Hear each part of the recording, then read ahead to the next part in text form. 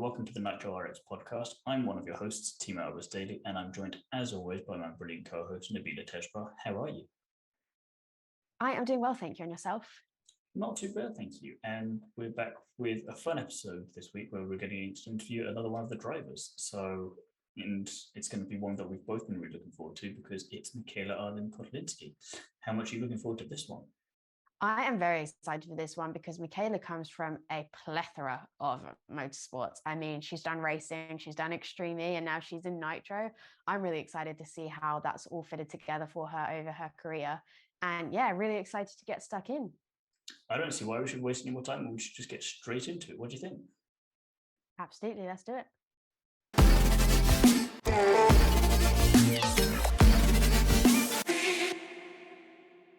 Hi, Mikaela. Thanks for being here. Welcome to the podcast. How are you?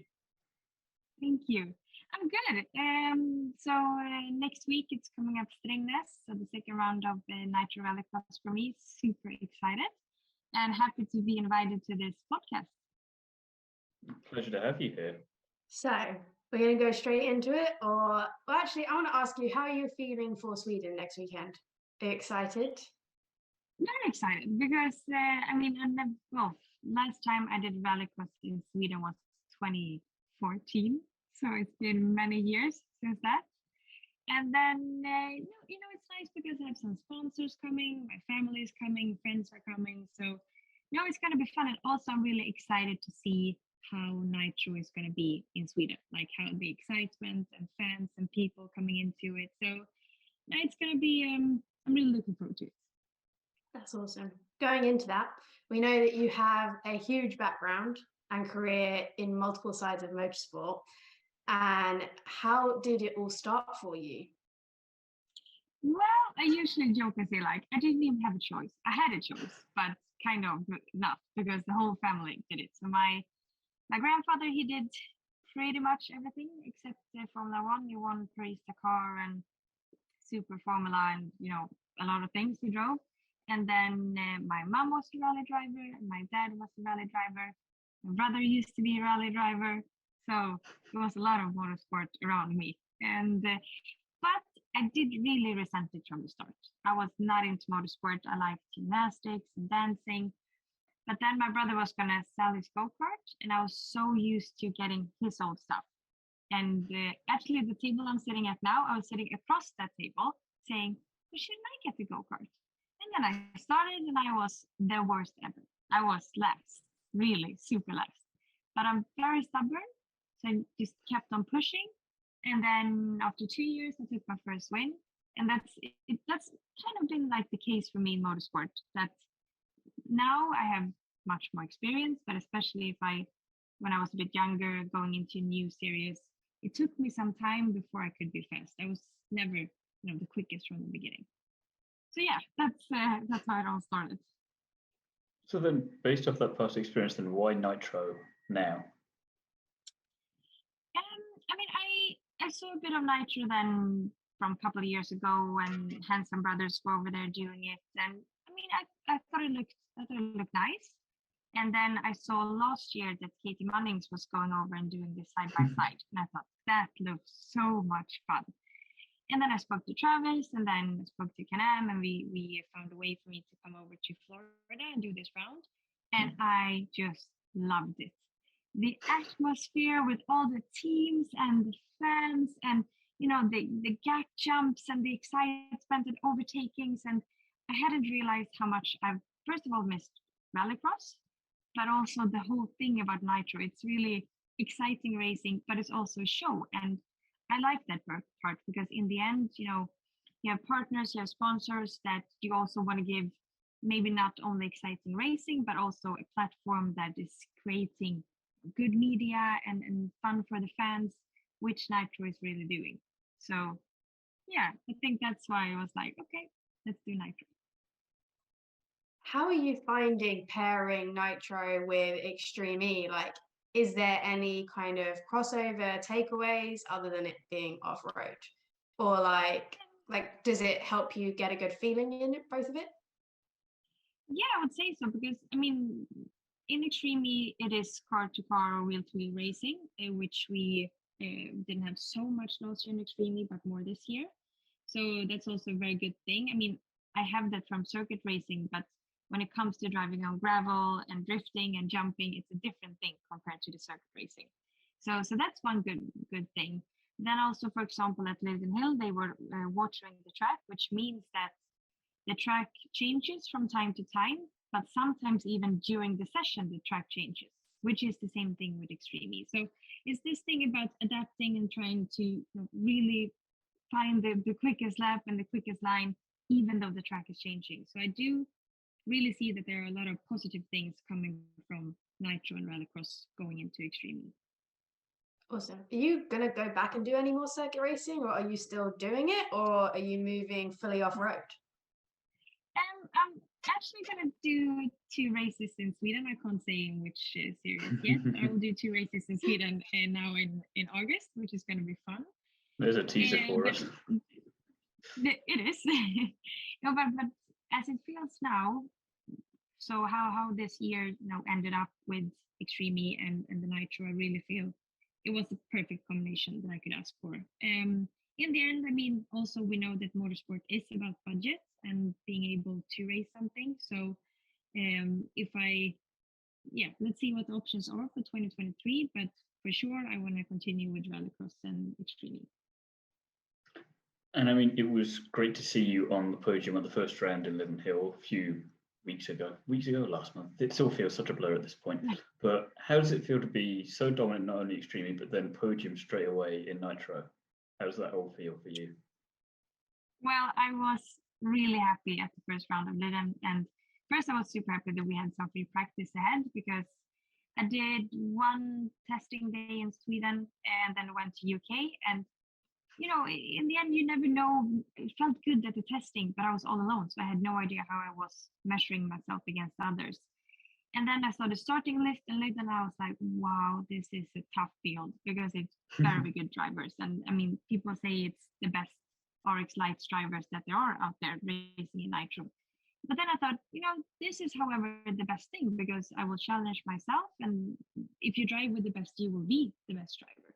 So it was a good challenge, and I still would not say that I found 100% yet how I exactly want the car to be, because that's also another thing. It's not so much driving in Rallycross. Circuit racing, you do lap and lap and lap and lap, and then Rallycross, you don't have that many laps, which is again a good thing compared to Extremely, because it's also not so much driving there. But we got a good start, and we found a good base in the den, let's say, and then also just this to figure out, okay, how are the other drivers? How do I race against this person? How do I race against this one? The Saturday, I was really struggling with starts. So actually, Johan Kristoffersson, my teammate in Extremely, he called me and said, what happened to your reaction? Is it gone? Did you lose it? Because I couldn't really get to work with the clutch in the start. But then I, found the way to do it on Sunday, and then we got a podium. So it was really nice to get a podium, of course. And my hopes for Strängnäs is to make more podiums, and of course a win would be epic. But with that said, once again, it is really, really good drivers. So I would say any of the drivers that were in Leiden could have a podium or a win. So you need to have a good package and a good weekend. Did it surprise you a bit then that you did get on the podium straight away, or were you kind of like, yeah, of course, I was going to do this? No, so after the testing, I was like, maybe we can get a podium. After the Saturday, I was like, the speed is there, but I need to find, get all the pieces together. But then on the Sunday, I did feel, okay, a podium, I should be able to get that if everything goes right, and nothing unexpected happens.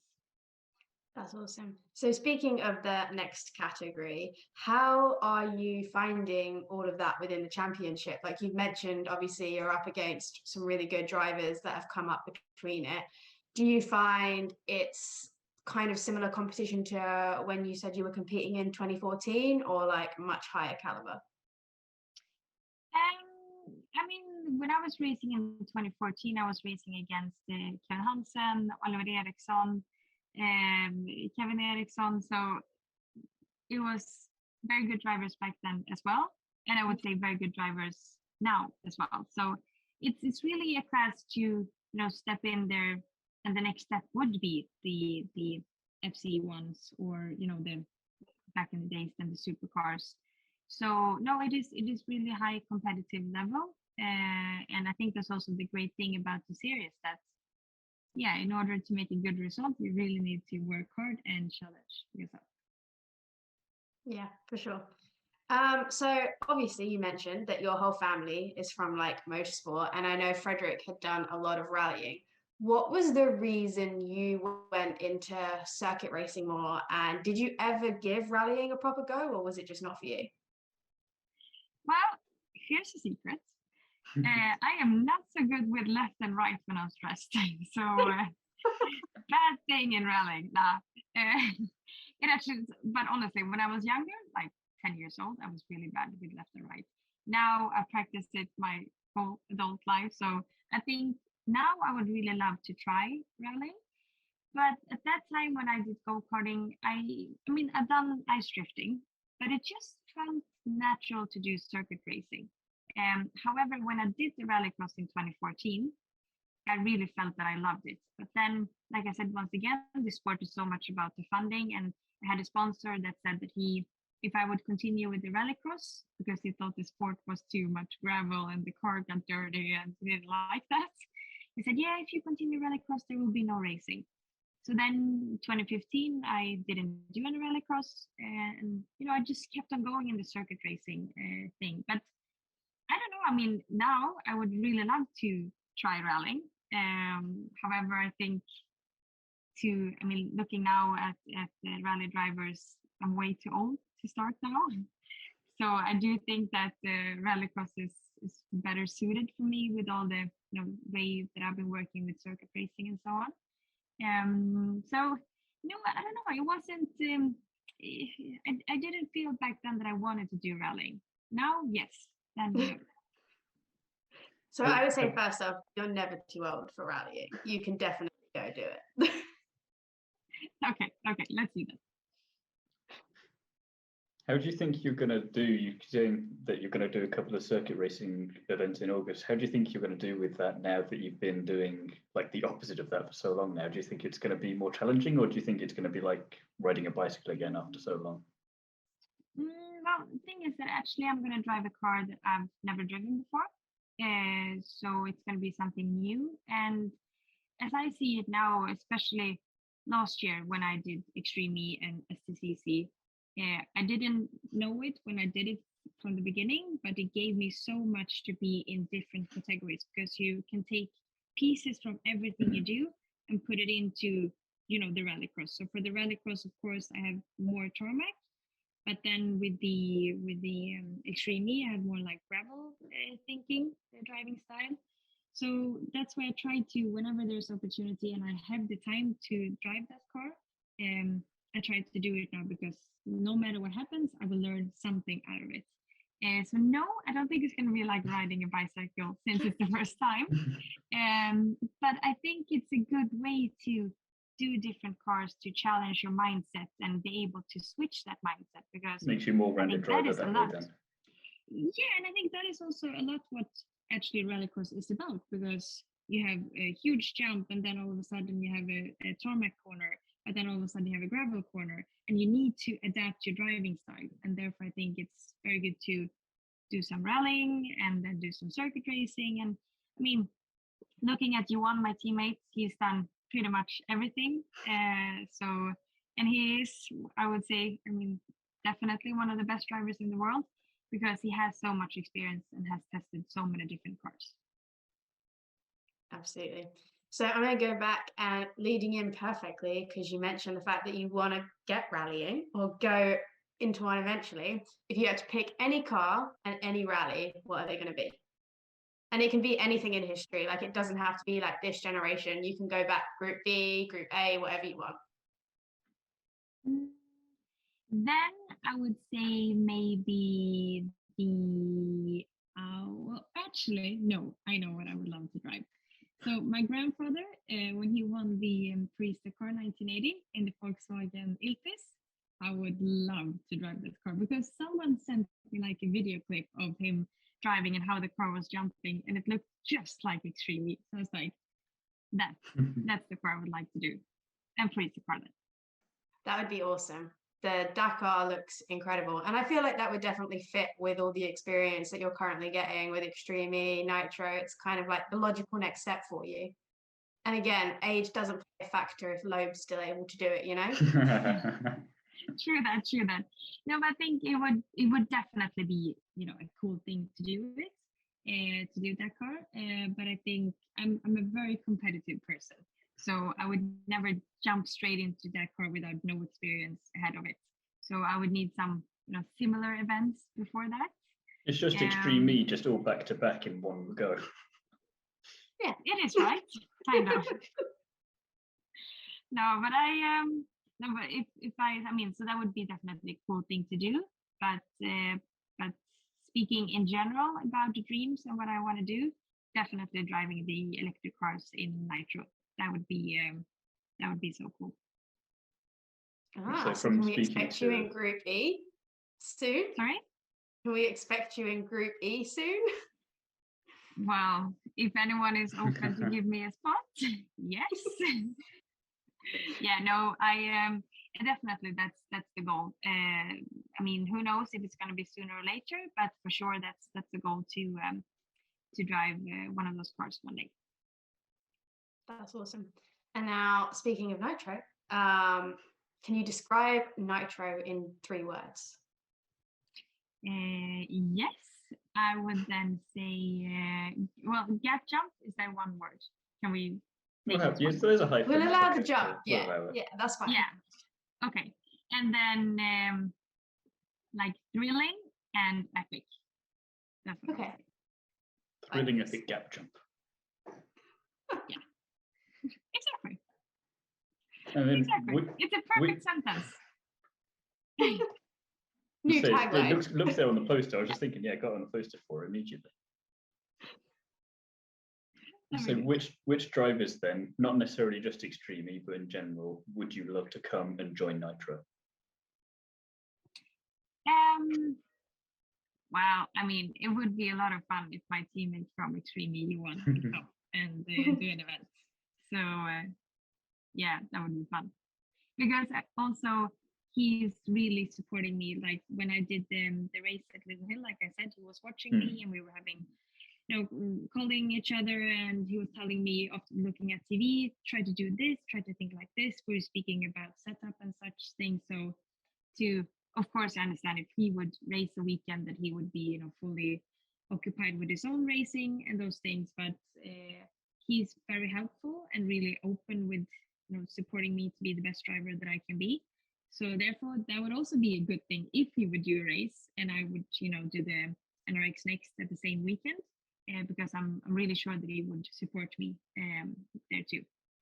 I do quite like the idea of just picturing him at home, just sitting on the sofa with some popcorn, watching you go, no, what's going on? Need to call her up. Seriously, I think that was the case actually, that he was watching like that. And then my brother and Johan are also close friends because they've done rallying against each other and know each other for a long time. So they told me afterwards that they were chatting each other and saying like, what is wrong with her reaction time? I mean, is she sleeping by the steering wheel? And yeah, making fun of me. But then in the end, on the Sunday, I had a good start. So okay. Yeah, you proved them both wrong in the end. Yeah, I did. It took some time though.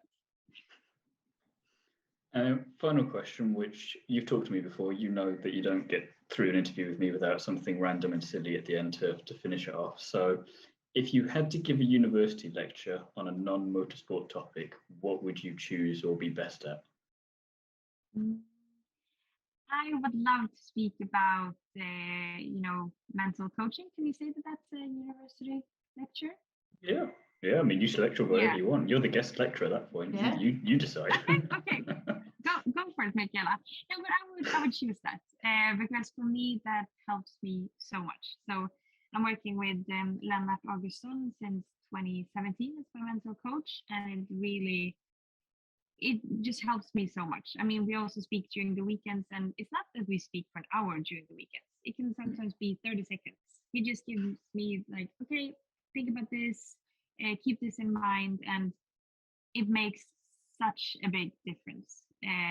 Your mindset and how you're thinking, and this is something that not only helps athletes but everyone in their daily life. So that would be my lecture. I would just do you think that was part of what helped on from like the Saturday to the Sunday? Was there a call on that weekend where you could like, oh, what's going? Maybe there was something there. Was that part of that, or? Yeah, because the thing is, sometimes if you're maybe a bit too nervous or whatever it is, it can just be calling him and then getting that one thing to focus on. And I mean, I wouldn't say that it changes everything, but it just gets you into a better state of mind. And those things really make a difference. And yeah, like I said, your mindset such a big important thing when it comes to the motorsport. So therefore, it's I would have that lecture. But yeah, I would copy everything he says and say it to the people listening. Keep an eye out That's for a really Mikaela's good TED one. talk in the future. Yeah. I think that's really cool because I agree with you. Mindset's such a key thing and so important. And I think so many people would benefit more if they just kind of spoke to someone and looked into that. Because I know that was the biggest thing that changed for me when I started talking to someone about mindset and focusing on that, like automatic change in driving everything. Like it was incredible. Yeah, and it's the same thing as working out, running or cardio strength. I mean, you have to keep it up and you have to do it, and it takes some time. We started with these breathing exercises in 2017, and I don't have so much patience normally. So after a month, I was like, nothing is happening. I don't understand. And it took me, I would say, 6 months before I really started to, find a way with this breathing exercise. And yeah, took a lot of time. But it's the same thing with working out. You need to have the patience, and those are things that we are working on. And now it's such for me, it's a great asset to have a mental coach. That's going to lead me into one last question. It's not anything that we're going to talk about, but speaking of mindset, do you have any pre-race rituals that you do before you start off like an extreme e-race or nitro or anything really, or is it different per series? No, I have some things that I do. Not too many though, because sometimes you can get superstitious and you start to. So if I ever get that way, I'm like, some people can be like, yeah, I had this hair ribbon and I used it last time, and then I need to have the same one. Then I challenge myself and I say, no, that is not what it depends on. I will take a different one. But I do have some things that I do, before getting into the car and getting dressed and so on. However, same thing there. If something doesn't, if I take the wrong shoe first or whatever, and then also challenge myself and say, no, this is not going to influence your driving. Your driving, you're going to influence that when you're in the car and when you're driving, not how you put your shoe on. That's awesome. Nice. I say it's easy to say it, but you need to really think like that. But once again, it's a practice thing. Yeah. Well, that's a great thing to end this podcast on, don't you? Yeah, I agree. Well, it's been an absolute pleasure chatting with you, Mikaela. So thank you for being here today, and best of luck in Sweden and for the rest of the season. Yeah, thank you so much. It was amazing having you. Thank you. Nice to be here.